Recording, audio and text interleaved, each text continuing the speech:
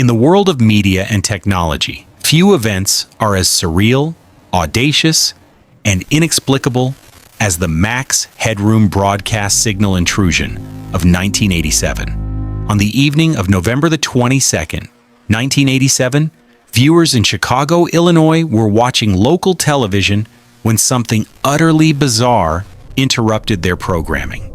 On two separate stations, first WGN-TV, then WTTW, the PBS affiliate, a figure wearing a Max Headroom mask, the distorted computer-generated face of a popular 1980s TV personality, appeared on screen. What unfolded was unlike anything seen before on live television.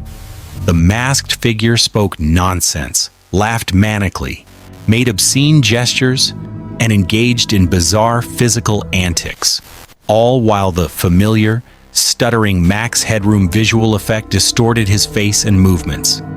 The intrusion lasted only a few minutes for each broadcast, but it left an indelible mark on American media history.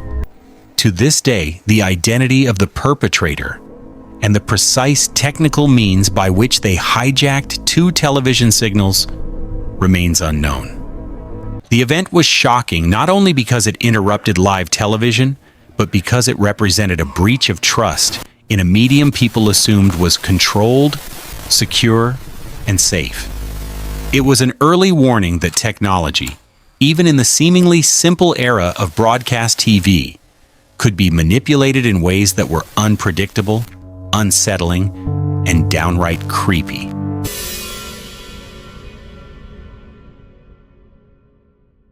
The first broadcast was interrupted during the sports segment of WGN-TV at approximately 5 p.m. For just over 90 seconds, viewers were confronted with a Max Headroom figure, standing in front of a shifting background of corrugated metal panels.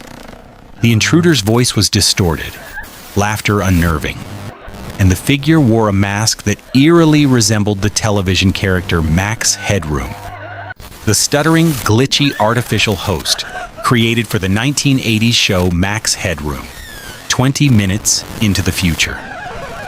Although short, the interruption left viewers confused. Many initially thought it was a strange promotional stunt, possibly a guerrilla marketing attempt or a viral television gag. But what made the incident so peculiar was that it occurred without any warning during a live broadcast and seemed impossible to engineer with the technology available at the time. This first intrusion was a prelude. No one knew it would soon escalate.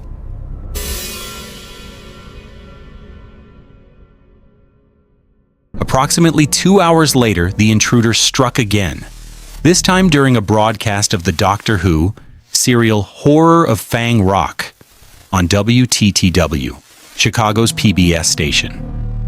The second broadcast lasted much longer, nearly 90 seconds, and the figure's antics were far more disturbing.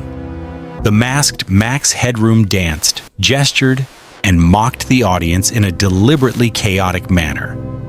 At one point, he clapped a mannequin in a chair, simulating sexual gestures, and repeatedly said phrases that made no logical sense.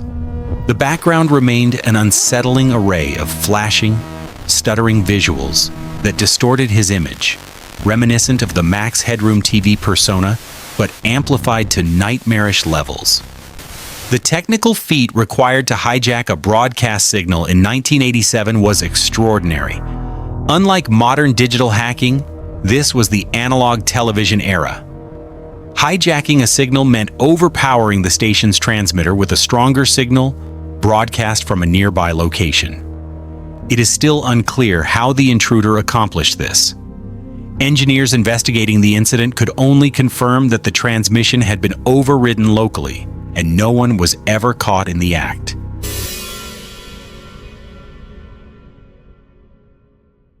The Max Headroom intrusion captured headlines around the country.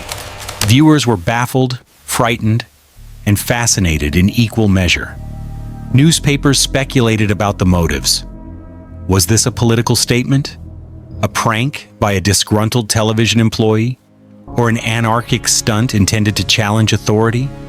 Despite widespread coverage, The perpetrator remained anonymous. The FBI investigated, but no leads led to a definitive identification. The case highlighted the vulnerability of television infrastructure in the pre-digital era, showing how even broadcast signals, which seemed secure, could be manipulated with the right knowledge and equipment. The incident also became a cultural touchstone, referenced in television retrospectives, documentaries, and online media. The bizarre combination of technology, performance art, and criminal audacity cemented the Max Headroom intrusion as one of the strangest moments in American broadcast history. A case where reality seemed to glitch in real time.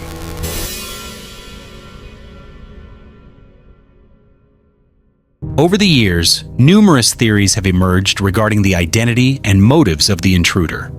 A media-savvy prankster. Some speculate that a former television engineer or someone familiar with broadcast technology orchestrated the stunt purely for attention.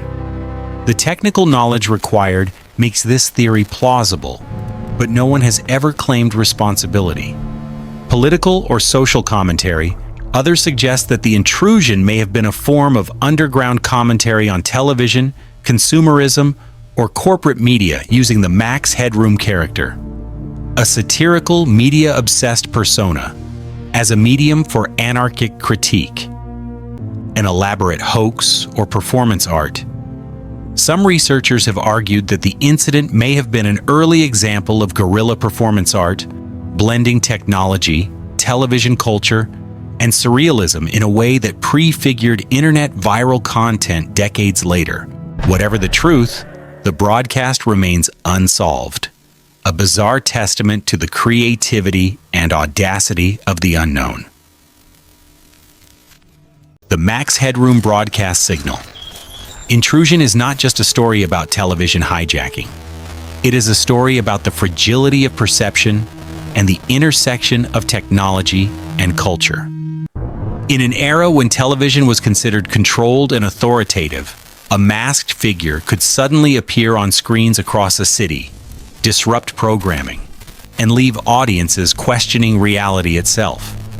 It is also a story about anonymity and mystery. Even after decades, we do not know who was responsible, what they intended, or how exactly they pulled off such a technically sophisticated feat in an analog era.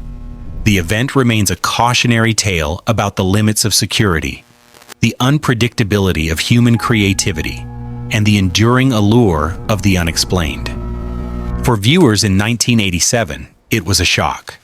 For audiences today, it is a haunting glimpse of what can happen when technology meets audacity. A surreal, unforgettable glitch in the fabric of reality. From analog television signals to the strange anomalies of human perception, the Max Headroom hijacking reminds us that mystery can appear in the most mundane places, even on your living room screen.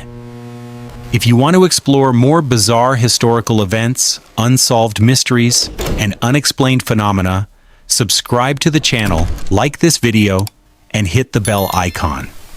Because some stories do not just entertain, they remind us that reality can glitch in the most surreal and unforgettable ways.